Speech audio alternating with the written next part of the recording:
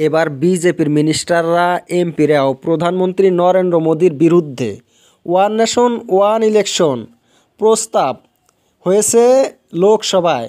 BJP whip জারি করেছিল সব এমপিকে হাজির করতে, ভোট হবে, ভোট দিতে হবে। এমনিই বিজেপির সিট কম আছে, তার মধ্যে যদি কোনো এমপি না আসে অনেক ক্ষতি হবে।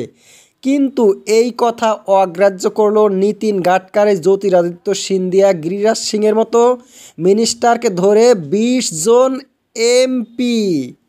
আলাদা করে কোনো রাজ্যে এমএলএ ইলেকশন হবে না, বিধানসভা ইলেকশন হবে না, লোকসভা ইলেকশনে সব ভোট হয়ে যাবে, এমন আইন বানাইতে চেয়েছিল নরেন্দ্র মোদী বিজেপি। কিন্তু তার নিজের পার্টির এমপিরাই কথাটা মানল না।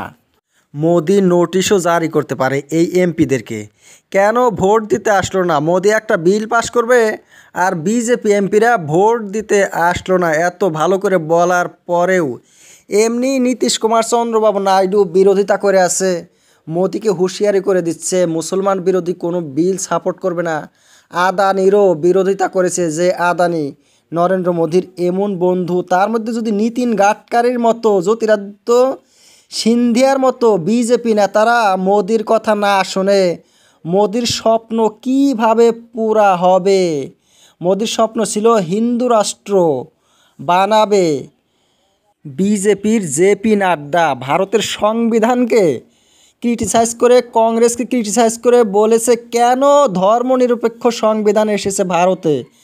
ভারতের সংবিধান হতে হবে হিন্দুর, ধর্মনিরপেক্ষ নয়। তাই সংবিধান সংশোধন করারও প্রয়োজন। আসামের হিমন্ত বিশ্ব শর্মা বলছিল আমাদের ৪০০ সিটের দরকার, অনেক সংশোধন করতে হবে। মসজিদের জায়গায় মন্দিরও বানাতে হবে। বারাণসীতে নরেন্দ্র মোদীর এমপি সিটে যে মসজিদ রয়েছে সেই মসজিদটা ভেঙে বানাতে হবে একটা মন্দির, আসামের বিজেপি নেতা হিমন্ত বিশ্ব শর্মা বলছিল। আর আমরা যেহেতু রাম মন্দির বানিয়েছি, আমরা কাশ্মীরের ৩৭০ ধারা স্ক্র্যাপ করে দিয়েছি, কাজেই আমরা ৪০০ সিট পাবো। আগে আমরা ৩০০ সিট পেয়েছিলাম, এবার তো আমরা ৪০০ সিট পাবই। আর আমরা ৪০০ সিট যদি না পাই, কংগ্রেস কি করবে? কংগ্রেস যে রাম মন্দির আমরা বানিয়েছি সেই রাম মন্দিরকে ভেঙে আবার বাবরি মসজিদ বানাবে। কেমন বাটপার দেখেন, কংগ্রেস নাকি রাম মন্দির ভেঙে আবার বাবরি মসজিদ বানাবে। এটা কে বলছে? হিমন্ত বিশ্ব শর্মা। কিন্তু যে জায়গায় অযোধ্যাতে বানিয়েছে রাম মন্দির, আর সেই অযোধ্যার সিটেই বিজেপি হেরে গেছে। এত মহত্বপূর্ণ এই রাম মন্দিরের পাশে বিজেপি ভাত পানি ছেড়ে দিয়েছিল, সেই রাম মন্দিরের সিটে হেরে গেছে বিজেপি। এর চেয়ে বড় লজ্জা নরেন্দ্র মোদীর জন্যে আর বিজেপির জন্য কি হতে পারে?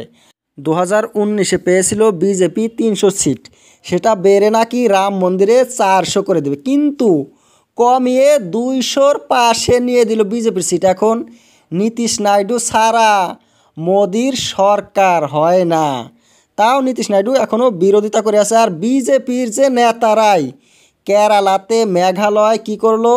এই যে হিমন্ত বিশ্ব শর্মা গরুর মাংস বন্ধ করে দিয়েছে, তার বিরোধিতা করেছে। মোদির স্বপ্ন পূরণ হবে না, ওই স্বপ্নগুলো না হিন্দু রাষ্ট্রর ধুয়ে ধুয়ে পানি খেতে হবে। এখন জ্যোতিরাদিত্য সিন্ধিয়া, নীতিন গাডকারির মতো বিজেপি নেতারাই মোদিকে পানি খাবে, অমন স্বপ্ন না ধুয়ে ধুয়ে পানি খাওয়া ছাড়া মোদির আর কোনো উপায় নাই।